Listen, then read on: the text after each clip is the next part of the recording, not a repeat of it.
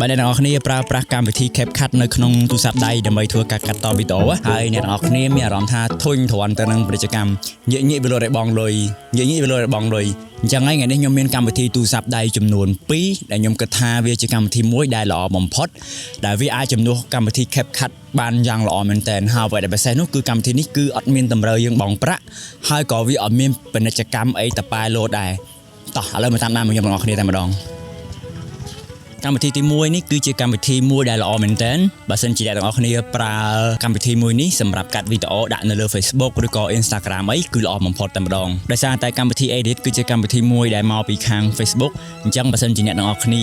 ផលិតវីដេអូសម្រាប់ Facebook ឬក៏ជាពិសេសគឺ Instagram ហ្នឹងគឺកម្មវិធី Edit នេះគឺល្អបំផុតតែម្ដងខ្ញុំចូលចិត្តកម្មវិធីមួយនេះដោយសារតែកម្មវិធីមួយនេះគឺវាអត់មានពាណិជ្ជកម្មទេហើយវាក៏អត់មានតម្រូវឲ្យយើងធ្វើការបង់លុយសូម្បីតែ1រៀលដែរខ្ញុំក៏ធ្លាប់បាននិយាយពីកម្មវិធីទូរស័ព្ទដៃមួយនេះម្ដងហើយប៉ុន្តែខ្ញុំក៏ចង់លើកវាយកមកនិយាយម្ដងទៀតនៅក្នុងវីដេអូនេះផងដែរសម្រាប់កម្មវិធី Edit គឺវាមានមុខងារច្រើនដែលយើងអាចនិយាយបានថាវាគួរសមវាអាចប្រើប្រាស់ជាមួយទៅនឹងការងាររបស់យើងនឹងបានមួយចំនួនធំបានផងដែរហើយខ្ញុំគិតថាមុខងារវាមួយចំនួនហ្នឹងគឺវាអត់ចាំបាច់យើងទៅប្រើ CapCut អីទេព្រោះនៅក្នុងមុខងារវាហ្នឹងក៏វាគ្រប់គ្រាន់មែនតើខ្ញុំគិតថាប៉ុណ្ណឹងគឺល្ម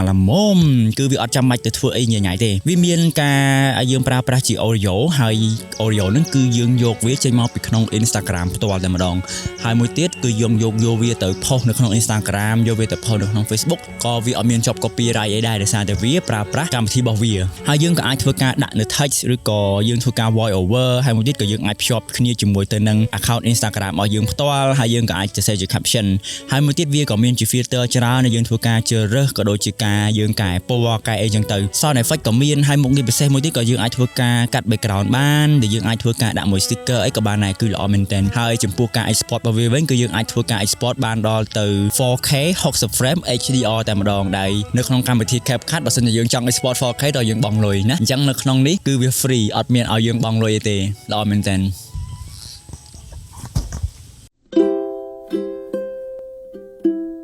ចំណែកឯកម្មវិធីទី2នោះគឺអត់ surprise ទេវាគឺជាកម្មវិធី Premiere ដែលជាកម្មវិធីដែលខ្ញុំប្រើប្រាស់វាទាំង computer ទាំងនៅក្នុងទូរស័ព្ទដៃកម្មវិធី Premiere គឺ free ខ្ញុំក៏ធ្លាប់បាននិយាយពីវាម្ដងហើយអត់មានធ្វើការបង់លុយទេហើយវាក៏អត់មានពាណិជ្ជកម្មអីផ្ដេសផ្ដាស់ដែរល្អមែនទែនសម្រាប់កម្មវិធី Premiere នេះគឺវាស្តៀងគ្នាទៅនឹងកម្មវិធី Edit ដែរប៉ុន្តែគឺវាទូទៅបើសិនជា Edit គឺយើងប្រើវាតែជាមួយទៅនឹង Facebook ឬក៏ Instagram ទេតែសម្រាប់ Premiere ក៏យើងអាច edit វីដេអូហ្នឹងដាក់នៅលើ TikTok ក៏បានដែរអត់បញ្ហាទេសម្រាប់កម្មវិធី Premiere នេះគឺវាមានមុខងារវាមកច្រើនគួរសមមកល្មម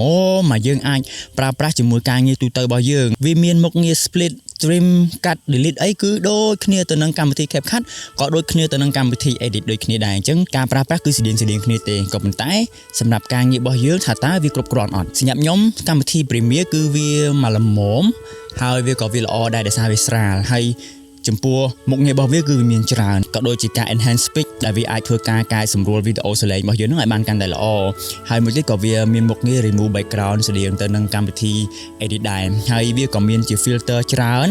អាចយើងធ្វើការប្រើប្រាស់ជាមួយទៅនឹង adjustment ផ្សេងផងដែរហើយ effect វាក៏វាមានច្រើនគួរសមអាចយើងទទួលយកបានហើយមួយទៀតជាពិសេសក៏ transition វាក៏អែមដែរ transition វាក៏វាមានច្រើនអាចឲ្យយើងលេងដែរហើយសម្រាប់មុខងារល្អផ្សេងទៀតដូចជាការ stabilize វីដេអូរបស់យើងកុំឲ្យវាញាប់ពេកក៏វាមាននៅក្នុងកម្មវិធី Premiere ដែរហើយអ្វីដែលពិសេសមួយទៀតនេះគឺកម្មវិធី Premiere នេះក៏វាអនុញ្ញាតឲ្យយើងប្រើប្រាស់នៅ color lab ដែលយើងអាចធ្វើការ color grade ផ្ទាល់នៅក្នុងកម្មវិធី Premiere នេះដែលអត់ឆ្លងកាត់កុំព្យូទ័រទេគឺល្អមែនទែនដូចគ្នាទៅនឹងកម្មវិធី Edit ដែរការ export របស់វាគឺវាអាចឲ្យយើងធ្វើការ export បានដល់ទៅ 4K 60 frame HDR ដែលអត់បញ្ហាគ្មានធ្វើការបង់ប្រាក់គ្មានលុបពាណិជ្ជកម្មអីតប៉ែលោតទេអញ្ចឹងអ្នកទាំងអស់នេះកុំភ្លេចសាកប្រើប្រាស់នៅកម្មវិធី Premiere ទាំងអស់គ្នាណា